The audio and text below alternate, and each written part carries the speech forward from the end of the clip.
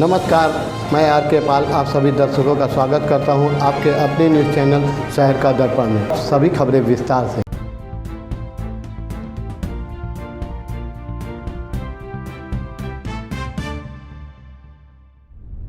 लखनऊ में आज FI builder के ध्वस्तीकरण के बाद एफआई बिल्डर के काउंसिल ने आज यूपी प्रेस क्लब में एक प्रेस वार्ता का आयोजन किया। ये प्रेस वार्ता बिल्डर के लीगल एडवाइजर ने की और कहा, एफआई बिल्डर की शुरुआत 2 दशक से पहले लखनऊ से ही हुई थी और अब तक एफआई बिल्डर 8 प्रोजेक्ट सफलतापूर्वक बिना किसी कानूनी विवाद के आम फ्लैट बायर्स को दे चुका। 2023 तक एफआई बिल्डर करीब 1000 फ्लैट सफलतापूर्वक फ्लैट बायर्स को सौंप चुका है। एफआई बिल्डर का पक्ष रखते हुए कहा, लखनऊ के बलिंगटन स्थित एफआई टावर का निर्माण 1997 में शुरू हुआ था और जैसा कि फ्लैट बायर्स को वादा किया गया था, 1998 में प्रोजेक्ट पूरा कर और सभी बायर्स को फ्लैट का पोजीशन समय अनुरूप दिया गया। एफआई टावर निर्माण के लिए लखनऊ विकास प्राधिकरण जिला प्रशासन की विधि पूर्वक और समस्त प्रक्रिया को पूरा करने की मंजूरी मिली थी। एफआई बिल्डर के लीगल एडवाइजर विप्लव अवस्थी ने एलडीए पर आरोप लगाते हुए कहा कि एलडीए ने एफआई बिल्डर प्राइवेट लिमिटेड का निर्माण संबंधित आपत्ति नोटिस पहले और अंतिम मौके के साथ दिनांक 15 मई को जारी किया था, जिसका विधि पूर्वक और तत्वों के साथ जवाब दिया गया था। जवाब 15 दिन के भीतर सौंपा गया था। वही एफआई टावर के लीगल एडवाइजर ने कहा, उत्तर प्रदेश सरकार और जिला प्रशासन पर पूरा भरोसा है। आरोप लगाते हुए कहा कि जो कि अनुचित और गैर कानूनी कार्रवाई की जा रही है उसे तुरंत संज्ञान ले, जिसमें आम बायर्स के साथ हो रही जाति को तुरंत रोका जा सके। फिलहाल इलाहाबाद की हाईकोर्ट की लखनऊ खंडपीठ फ्लैट बायर्स याचिका पर सुनवाई कर ध्वस्तीकरण की प्रक्रिया को प्रथम दृष्टि गलत पाया है और अंतरिम रोक लगा दी है और साथ ही कहा कि एफआई बिल्डर के व्यावसायिक विरोधियों द्वारा एफआई बिल्डर के माफिया व अराजक तत्वों के साथ संबंध होने की झूठी भ्रामक मंगढ़ंत खबरें उड़ाई गई है। ये भी कहा कि वह अपने फ्लैट बायर्स के साथ में है। एफआई बिल्डर के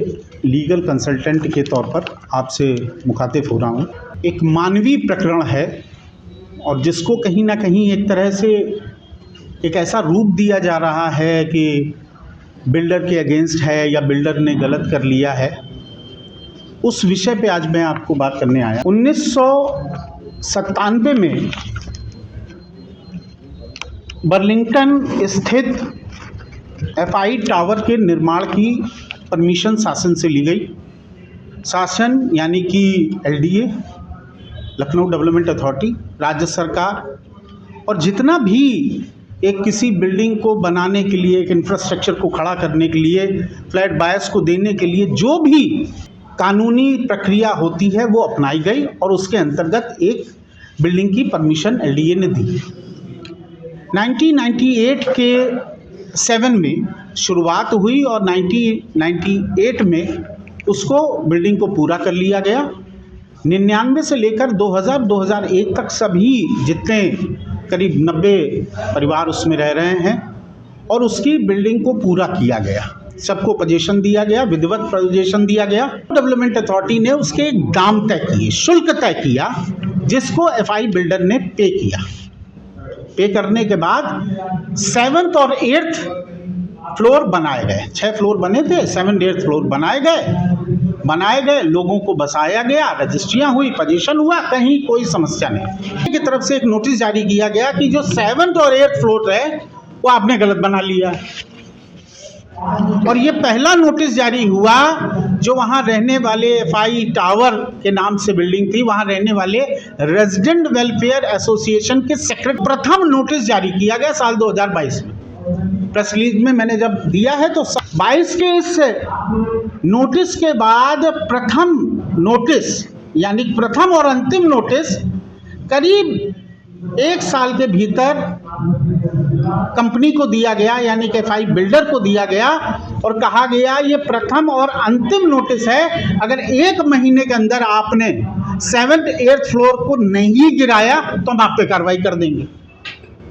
पहला नोटिस और अंतिम नोटिस, मतलब इसका जवाब देने का भी उन्होंने मौका नहीं दिया। 15 दिन के अंदर कंपनी ने विधि पूर्वक, एफआई बिल्डर ने, चूंकि 7th 8th फ्लोर में लोग रह रहे थे, परिवार रह रहे थे, परिजन रह रहे थे, इसलिए उन्होंने विधिवत रूप से उस नोटिस का जवाब दिया। वही शुरू हुई जहां लोग रह रहे हैं, परिवार रह रहे हैं, छोटे बच्चे रह रहे हैं, बुजुर्ग रह रहे हैं, बीमार रह रहे हैं, उनके मकानों की तोड़फोड़ की कार्रवाई शुरू हो गई और 25 तारीख जिस दिन समूचा देश, पूरा विश्व क्रिसमस का हर्ष उल्लास से मना रहा था। उस समय 7 और 8 फ्लोर के रेजिडेंट सड़कों पे खड़े हुए थे, अपनी प्रॉब्लम बता रहे थे, लेकिन उनके घर पे हथौड़े चल रहे थे।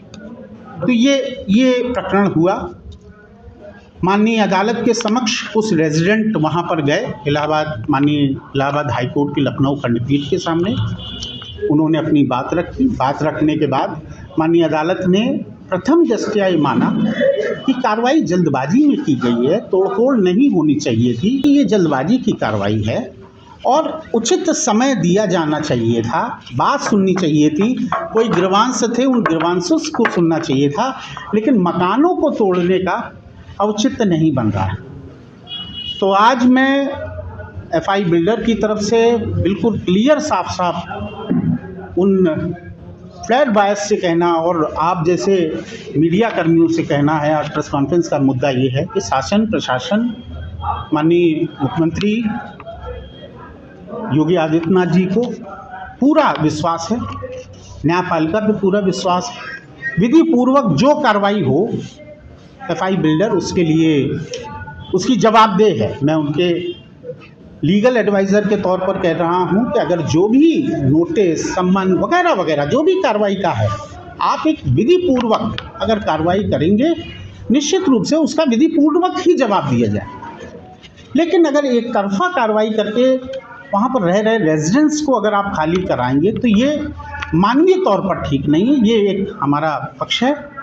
एफआई बिल्डर ये बात साफ अपने निवेशकों से या अपने फ्लैट बायर से कहना चाहता है। हम उनकी पूरी कानूनी लड़ाई में उनके साथ हैं और शासन प्रशासन से हम एक बार दोबारा ये कहना चाहते हैं, आप इसको मानवीय आधार पर दोबारा से विचार करें।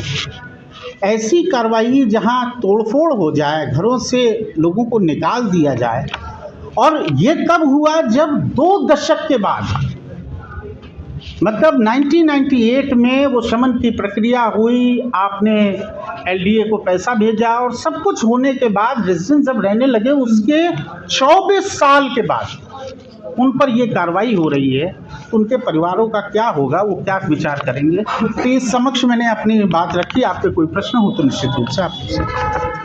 मत होइए कंफ्यूज, देखते रहिए शहर का दर्पण न्यूज़, क्योंकि खबरों की नब्ज़ पहचानते हैं हम। फिर अगले बुलेटिन में मुलाकात होगी, तब तक के लिए नमस्कार।